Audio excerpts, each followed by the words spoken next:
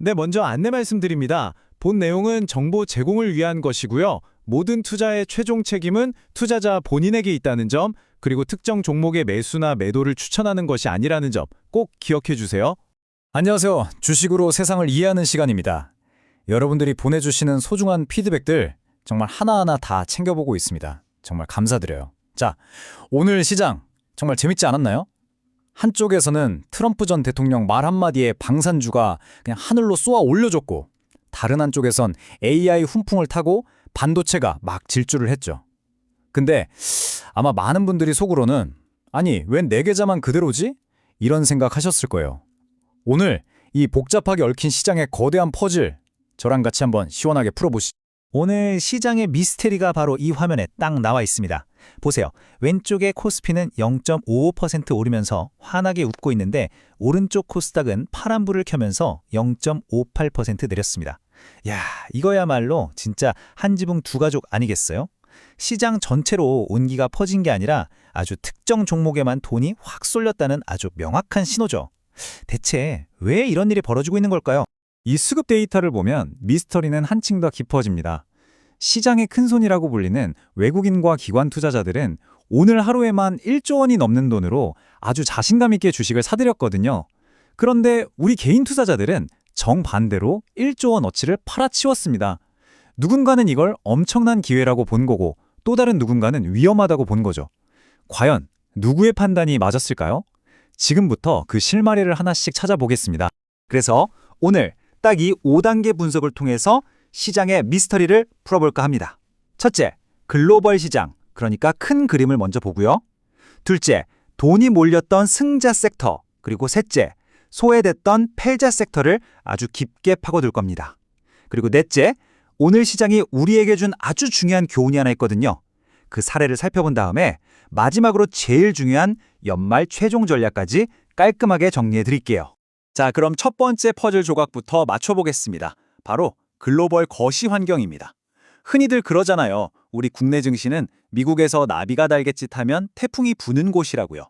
오늘 우리 시장을 움직인 첫 번째 단서, 역시 바로 그곳에 있었습니다. 간밤에 미국 증시가 아주 뜨거웠습니다. 연말 산타랠리에 대한 기대감을 한껏 끌어올리면서 3대 지수가 모두 상승 마감했는데요. 특히 저희가 주목해야 할 점은 기술주 중심의 나스닥이 무려 1.3%나 급등했다는 겁니다. 아시겠지만 우리 증시는 반도체 비중이 워낙 높기 때문에 나스닥의 이런 강세는 곧바로 우리 시장에 아주 긍정적인 신호로 작용하죠. 여러분, 이 슬라이드는 오늘 분석의 핵심 중 하나입니다. 이번 상승이 그냥 막연한 기대감, 뜬구름 잡는 그런 게 아니었어요. 반도체 기업 마이크론이 시장 예상을 아득히 뛰어넘는 어닝 서프라이즈를 발표하면서 그동안 시장 한편에서 계속 나왔던 AI 거품 아니냐는 목소리를 그냥 한 방에 잠재워버린 겁니다. AI 붐이 진짜 돈이 되는 폭발적인 수요에 기반하고 있다는 강력한 증거가 나온 셈이죠. 그런데 말이죠. 여기서 아주 흥미로운 역설이 하나 발생합니다. 바로 환율이에요. 달러당 1,480원, 이렇게 원화 가치가 낮을 때, 그러니까 원달러 환율이 높을 때는요, 외국인들은 보통 주식을 팝니다. 왜냐하면 나중에 달러로 다시 바꿔갈 때 손해를 보니까요. 그런데 오늘은 어땠죠? 정반대였습니다. 오히려 1조 원 넘게 샀어요. 이건 뭘 의미할까요? 환차선이라는 리스크를 기꺼이 감수하고서라도 지금 한국의 이 특정 섹터만큼은 반드시 사야 한다는 외국인들의 엄청난 확신을 보여주는 대목입니다. 좋습니다. 자, 글로벌 환경에서 이렇게 긍정적인 신호를 확인했으니까 이제 본격적으로 우리 시장 속을 한번 들여다보죠. 외국인과 기관이 쏟아부은 그 1조 원, 과연 어떤 승자들의 주머니로 흘러 들어갔을까요? 예상하셨겠지만 그 돈의 대부분은 바로 반도체로 향했습니다. 대한민국 증시의 두 거인, 삼성전자와 SK하이닉스가 오늘 코스피 상승을 이끈 쌍두마차였죠. 간밤에 마이크론이 쏘아올린 AI 수요 폭발이라는 신호탄에 가장 큰 수혜를 이 두 기업이 직접적으로 받은 겁니다. 그리고 오늘 시장에는 반도체 말고 또 다른 주인공이 있었습니다. 바로 방산과 조선 섹터인데요. 트럼프 전 대통령의 이 한마디가 그야말로 시장의 핵폭탄급 파장을 일으켰습니다. 와, 정말 정치, 외교적인 변수 하나가 기업의 가치를 하루아침에 이렇게 바꿔놓을 수 있다는 걸 보여주는 정말 극적인 순간이었어요. 그 결과는 이 차트에 치솟는 막대들처럼 즉각적이고 또 강력했습니다. 하나오션을 필두로 해서 관련 기업들의 주가가 마치 폭죽처럼 펑펑 터져 올랐죠. 이른바 트럼프 트레이드가 현실이 된 겁니다. 뉴스가 시장을 어떻게 움직이는지 보여주는 정말 교과서적인 사례라고 할 수 있겠습니다. 의외의 승자도 있었습니다. 바로 엔터주의입니다. 드림 콘서트가 중국 본토에 방송된다는 이 소식 하나가 지난 몇 년 동안 굳게 닫혀있던 그 거대한 중국 시장에 빗장이 풀릴 수도 있다는 아주 강력한 신호탄으로 해석이 된 거예요.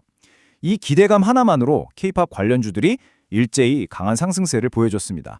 자, 지금까지 시장의 아주 화려한 면을 봤다면 이제는 그늘진 곳으로 한번 가보겠습니다. 일부 종목들이 이렇게 축제를 벌이는 동안 왜 대다수의 투자자들이 체감하는 코스닥 시장은 찬바람을 맞아야만 했을까요? 그 이유를 한번 분석해보죠. 이 슬라이드 한 장이 오늘 소외주의 상황을 아주 압축적으로 보여줍니다. 미국의 정책 변화라는 똑같은 변수가 우리나라 신재생 에너지 섹터 안에서 어떻게 이렇게 극명한 희비를 갈라놓았는지 한번 보세요. 구글의 모회사 알파벳이 태양광 업체를 인수한다는 소식에 OCI 홀딩스는 급등했지만 반대로 트럼프가 해상 풍력을 중단시키겠다고 언급하자 CS 윈드는 급락했습니다. 한쪽의 호재가 다른 한쪽에겐 그대로 악재가 되어버린 셈입니다. 코스닥이 약했던 근본적인 이유는 바로 이 무거운 짐 때문이었습니다.